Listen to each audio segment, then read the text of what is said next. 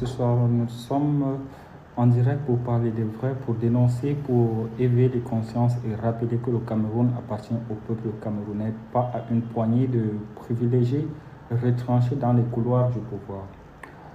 Ce soir, nous avons l'honneur, la force et la clarté d'accueillir une femme debout, une avocate libre, une voix que ni la peur, ni les menaces, ni les intimidations n'ont jamais pu faire taire, Maître Alice Combes.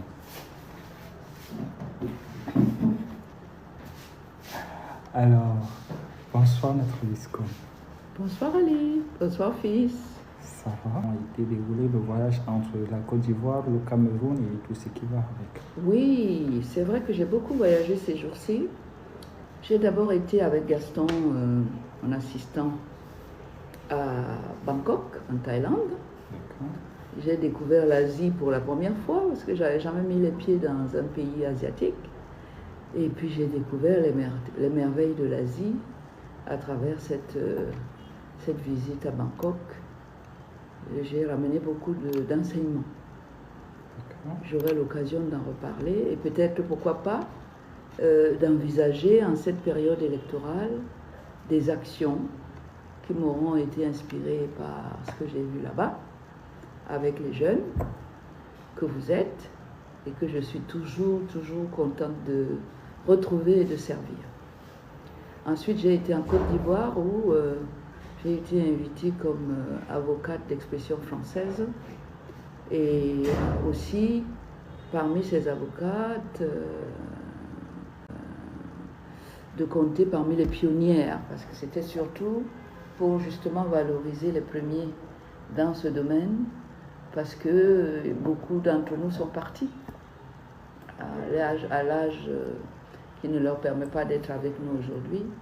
Et c'est l'une des raisons pour lesquelles j'ai beaucoup apprécié cette invitation, parce que ça pourrait être la dernière de notre rencontre. J'étais contente de repartir là-bas et de me retrouver avec mes pairs avocates femmes de langue française, ayant en partage la langue française. Voilà, et maintenant je suis contente d'être avec vous, ici même au Cameroun, à Douala, à Bali.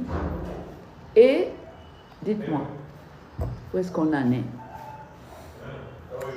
D'accord, une fois de plus, à titre de rappel, les followers, nous sommes ici pour parler des vraies questions. Alors, pourquoi des femmes comme Maximilienne Ngombe sont-elles poursuivies par la justice pendant que les criminels en col blanc paradent en toute impunité? Que cache la panique des récams à propos du fichier électoral? Pourquoi Paul Biya parle d'unité alors que son régime divise, réprime et confisque le pouvoir depuis 42 ans? Le peuple camerounais a-t-il encore le pouvoir ou l'a-t-il abandonné? Alors, bonne question. entrons dans les vifs du sujet, Maître Alice Combes. Une fois de plus, bonsoir. Nous sommes aujourd'hui dans un pays où défendre les droits humains devient un acte subversif, où une femme comme Maximilienne Ngombe, qui a passé sa vie à protéger les libertés, se trouve traînée en justice avec le rédac. Maître Alice, depuis quand défendre les droits humains est devenu un crime au Cameroun? Eh bien, la question qu'on se pose, c'est celle-là, et elle est très pertinente. Et il faut qu'on y réponde. Ceux qui nous dirigent, pourquoi les libertés fondamentales, liberté d'expression, liberté de marche, sont-ils devenus des crimes dans le régime du renouveau?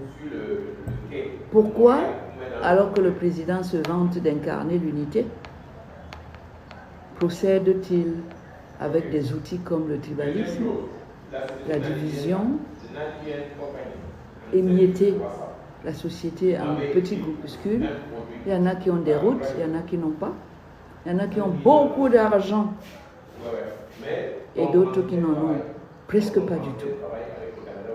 Il y a ceux qui crient parce que vivre au Cameroun est devenu un enfer pour eux. Puis les autres qui ont l'air de trouver que c'est très bien comme ça, du moment qu'ils ont toute la partie couverture avec eux et toute la partie argent du pays dans leur poche.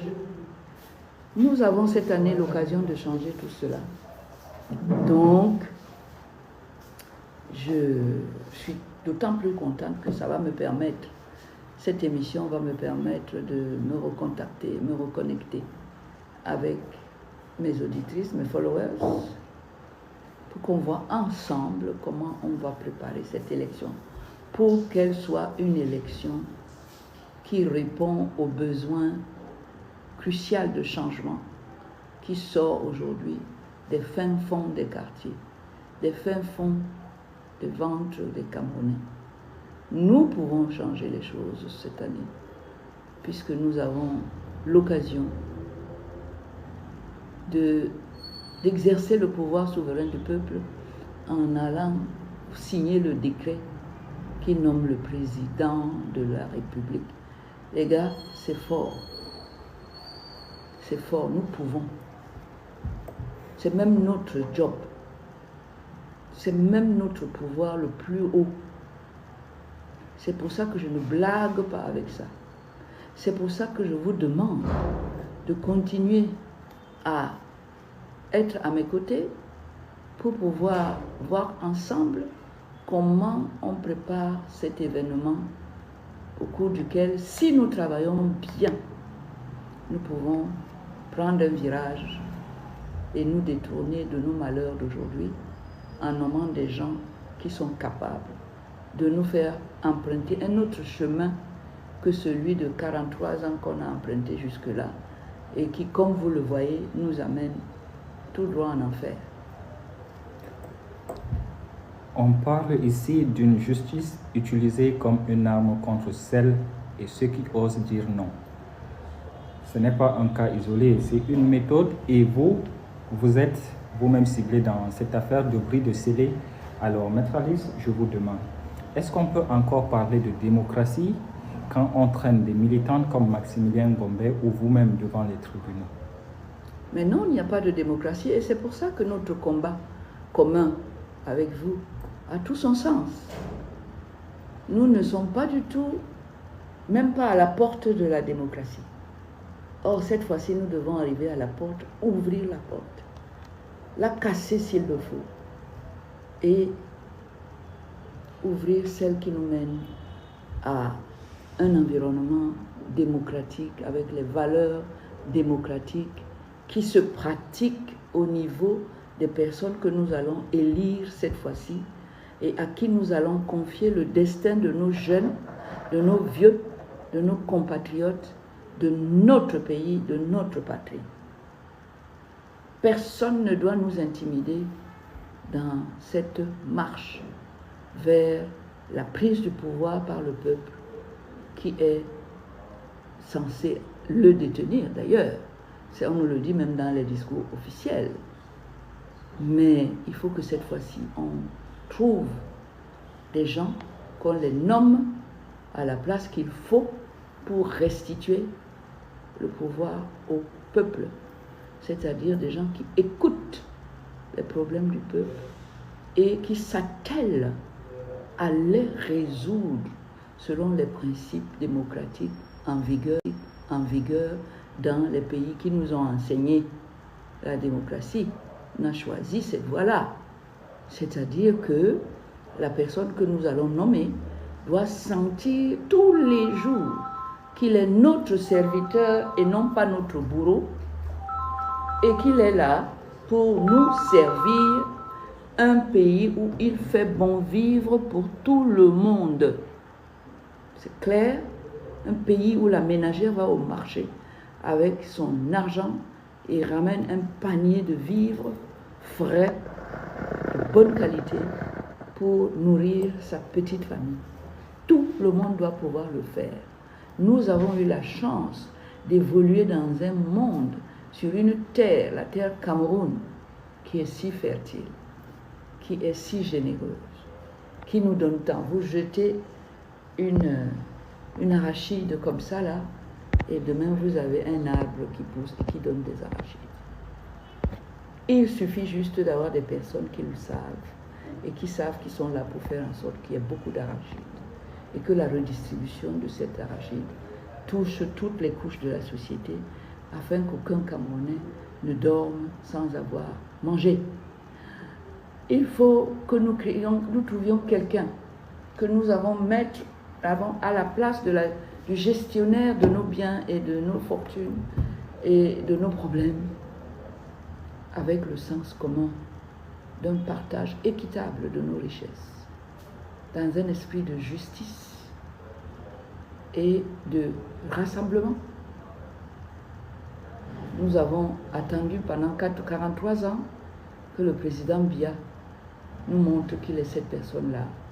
Et aujourd'hui, force nous est donnée de constater qu'il a certainement essayé. Je ne dis pas non, mais il n'a pas réussi. Et c'est à nous maintenant de le remplacer par une personne qui va s'occuper de nos intérêts. L'élection présidentielle a lieu cette année. C'est cette année que le pouvoir, le peuple camerounais, et vous en faites partie, moi aussi, va exercer le pouvoir de nommer un d'entre eux avec des missions de service pour les libertés, missions de service pour le respect de la fortune publique, pour le partage des biens communs à tous les Camerounais, chacun là où il se trouve, au niveau où il se trouve, de façon à ce que le Cameroun, notre pays, notre patrie, reste un pays où il fait bon vivre pour tout le monde et où nos petits-enfants, arrière-petits-enfants de tous les quartiers, partout, s'épanouissent, vont à l'école sur des routes, pas dans la boue. On ne risque pas de les perdre dans la boue, noyés dans la boue, comme c'est le cas aujourd'hui. Mes enfants, Camerounaises, Camerounais, tous ceux qui sont en âge de voter, s'il vous plaît, allez remplir les conditions pour voter, c'est-à-dire inscrivez-vous sur les listes électorales. Rien ne doit vous empêcher de faire ce devoir, mais surtout d'exercer ce pouvoir. J'insiste là-dessus. Si nous nous trompons, si nous nous amusons, si nous ne prenons pas au sérieux cette tâche qui est de la plus haute importance, de nommer un vrai et bon patriote à la tête de notre pays pour gérer nos biens, nos vies, celles de nos enfants et petits-enfants, ce sera de notre faute. Une personne ne peut pas dépasser tout un peuple. Ça veut dire que c'est le peuple lui-même qui a des problèmes. Voilà. Le RIDAC est accusé des financements illégaux, mais on ne parle jamais de la transparence des budgets,